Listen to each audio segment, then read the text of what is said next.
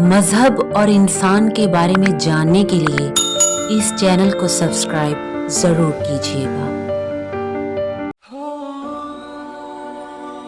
کہتے ہیں کہ جو کچھ تمہارے مقدر میں لکھا ہے وہ تم تک پہنچ ہی جائے گا، اور جو تمہارے نصیب میں ہے ہی نہیں اس کو حاصل کرنے کا ایک ہی راستہ ہے، اور وہ ہے دعا۔ بے شک قسمت اللہ کے ہاتھ میں ہے، لیکن دعا کا حق اس نے ہمیں دیا ہے۔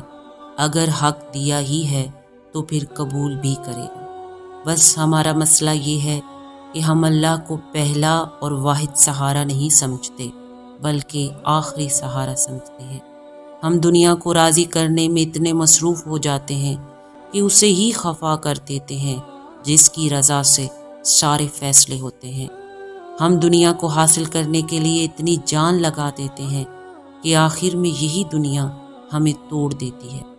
پھر ہم ان کرچیوں کو سمیٹ کر اللہ کے پاس آتے ہیں، اور جب دعائیں قبول نہیں ہوتی تو ہم جلد ہی مایوس ہو کر دعاؤں کو رد کر دیتے ہیں کہ اللہ ہماری دعائیں نہیں سنتا۔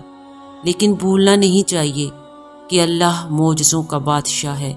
وہ جب چاہے جیسے چاہے معجزوں سے نواز سکتا ہے، بس ہمارا یقین کمزور ہوتا ہے اور ہمیں سب کچھ جلدی چاہیے ہوتا ہے۔ حالانکہ وہ انتظار دے کر آزماتا ہے کہ ہم اپنی دعاؤں کو قبول کروانے کے لیے کتنے سچے اور پختہ ہیں۔ یاد رکھنا، اللہ صبر کرنے والوں کو بچا لیا کرتا ہے، اور جو یقین رکھتے ہیں اللہ ان کا یقین ٹوٹنے نہیں دیتا۔ کوئی دعا رد نہیں ہوتی، ہر دعا اللہ کے پاس محفوظ ہو جاتی ہے۔ بس وہ بہترین وقت پر قبولیت کا کن فرماتا ہے، اور ہماری دعاؤں کو قبولیت کے ایسے معجزے عطا کرتا ہے کہ صبر میں گرے ہوئے ہر آنسو کا حق ادا ہو جاتا ہے۔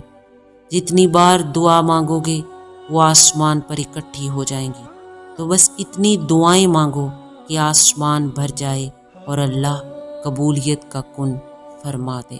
یاد رکھو، اللہ دعائیں مانگتے رہنے والوں کے یقین ٹوٹنے نہیں دیتا، اور آزمائش کے بعد سب واپس لوٹا دیتا ہے۔ یاد نہیں کہ حضرت یعقوب علیہ السلام نے یقین رکھا تھا اور دعائیں مانگنا نہیں چھوڑا تھا، تو آخر میں اللہ نے آزمائش کے بعد انہیں حضرت یوسف علیہ السلام سے ملوا ہی دیا تھا۔ جب وہ کن کا فیصلہ کر لے تو کوئی رکاوٹ روک نہیں سکتی، اور اللہ صبر کرنے والوں کو بہت خاص رکھتا ہے۔ اور یہ دنیا نہ تمہیں کچھ دے سکتی ہے اور نہ ہی کچھ لے سکتی ہے، تو پھر لوگوں سے امیدیں لگانا چھوڑ دو، اور اللہ کو آخری سہارا سمجھنے کے بجائے واحد اور پہلا آسرا سمجھو۔